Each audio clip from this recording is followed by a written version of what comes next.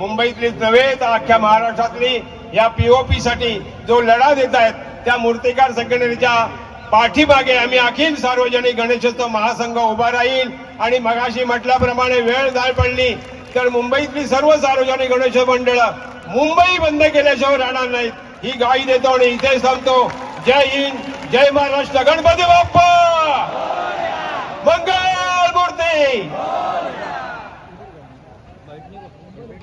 आपल्या आजच्या कार्यक्रमाला माननीय लालबागचा राजा सार्वजनिक गणेशोत्सव मंडळ याचे मानद सचिव सुजित साळवी साहेब या ठिकाणी उपस्थित आहेत। आपण जोरदार टाळ्यांच्या गजरात त्यांचं स्वागत करूया।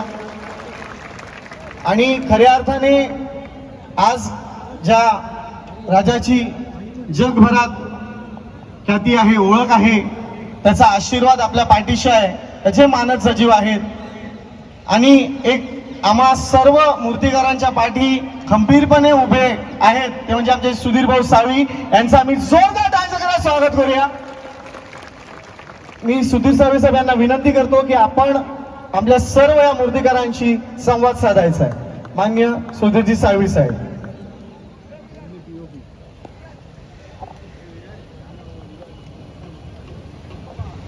अखिल महाराष्ट्र मूर्तिकारांचं हे संमेलन मला वाटतं अनेक मान्यवर या ठिकाणी बोलले असतील।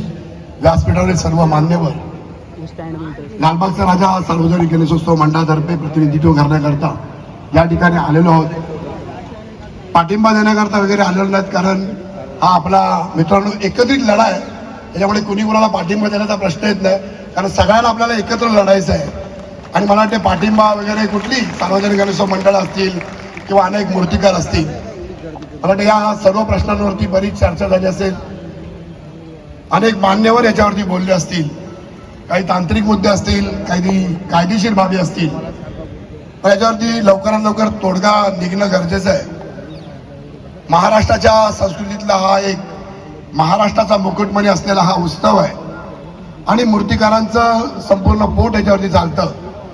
महाराष्ट्रामधील असंख्य मूर्तिकार या ठिकाणी दिसत आहेत, माझ्या भगिनी देखील या ठिकाणी दिसत आहेत आणि आज या ठिकाणी रस्त्यावरती येण्याचं कारण सगळ्यांना माहिती आहे की कशा पद्धतीने हा लढा पुढे जातोय। अनेक सन्माननीय लोकांनी या ठिकाणी भाषणं ठोकली आहेत, भाषणं केली आहे, परंतु हा लढा मला वाटतं इथेच न थांबू देता जोपर्यंत प्लास्टर ऑफ पॅरिसच्या मूर्तींना पूर्णपणे संरक्षण मिळत नाही, कायदेशीर बाबीतनं पूर्तता होत नाही, तोपर्यंत हा लढा असाच चालू राहील।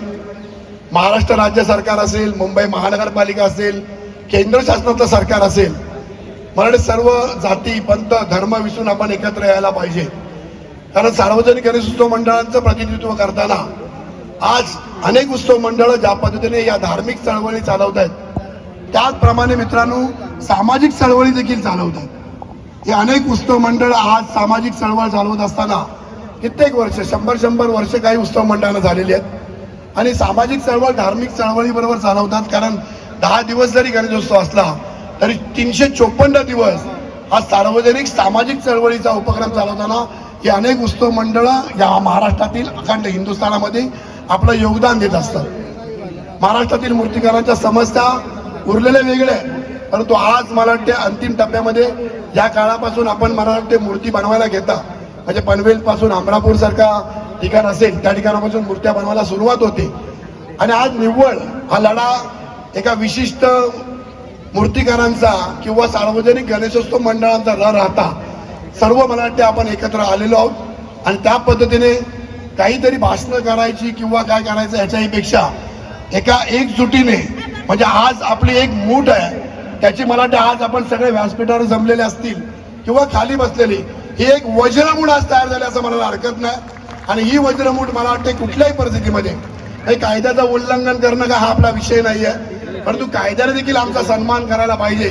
कुणीतरी उठतात आणि एक जनहित याचिका दाखल करतात, एक घरामध्ये बसलेला माणूस ज्याला उत्सवाशी संबंध नसतो तो जनहिताच्या याचिकेसाठी कोर्टात जातो आणि न्यायालयात जातो आणि मग जे लोक रस्त्यावरती उतरतात, जे आज सार्वजनिक व्यवस्था बघतात, जे एवढे मोठे उत्सव साजरे करतात, जे आपली परंपरा टिकवतात, मग ते कोण आहेत? मग त्या जनांचा देखील या विचार व्हायला पाहिजे असं मला वाटते। आणि मला वाटते आपण ही सगळी जनता एकजुटीने, आम्ही फक्त आमच्या मागण्यांसाठी आलोय की हा उत्सव हा मूर्तिकारांनी ज्या महाराष्ट्रातल्या मूर्तिकारांनी या मूर्तीला म्हणजे जन्म दिल्यानंतर प्राणप्रतिष्ठा केल्यानंतर त्याच्यामध्ये या देवाचा जन्म होतो. अशा पद्धतीने अनेक वर्ष चाललेला पारंपरिक उत्सव आणि त्या उत्सवाला कुठेही गालबोट लागू नये या पद्धतीने आज आपण या ठिकाणी जमलेलो आहोत. आणि मला वाटते ही सगळी एकजूट जी आज वज्रमूठ झालेली आहे ती अशाच पद्धतीने पुढे जाईल. मला वाटते ज्या पद्धतीने या आज लढ्याचं अनेक लोक नेतृत्व करतात त्यांच्या हाताखाली ज्या पद्धतीने नेतृत्व आम्हाला देखील कोणती दिशा सांगतील किंवा ज्या दिशेने आम्हाला पुढे जायचं आहे त्या पद्धतीने मित्रांनो आज एवढाच शब्द या व्यासपीठावर देतो की लालबागचा राजा सार्वजनिक गणेशोत्सव मंडळाच्या वतीने आम्ही या संपूर्ण लढ्यामध्ये एकत्रित आहोत आणि संपूर्णपणे या एकजुटीने आपण संपूर्ण पुढे जाऊया एवढं मी या ठिकाणी वचनबद्ध होतो. आणि इथेच सांगतो जय हिंद, जय महाराष्ट्र, जय गणेश.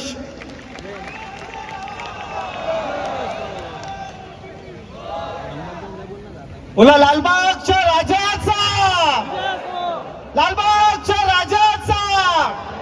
अरे ही शान कोणाची. खूप खूप धन्यवाद सुधीर भाऊ. आपण या ठिकाणी वेळात वेळ काढून बरं फक्त सुधीर भाऊ आलेले नाहीयेत तर संपूर्ण आपल्या लालबागच्या राजाचे मानद सचिव असतील, संपूर्ण कार्यकर्ते असतील, सर्वजण या ठिकाणी उपस्थित आहेत. त्यांचं सुद्धा आपण जोरदार टाळ्या जगतात स्वागत करूया. कारण आज खऱ्या अर्थाने या सर्वांसाठी आपलं हे पाठबळ जे मिळत आहे हे खऱ्या अर्थाने खूप महत्वाचं आहे.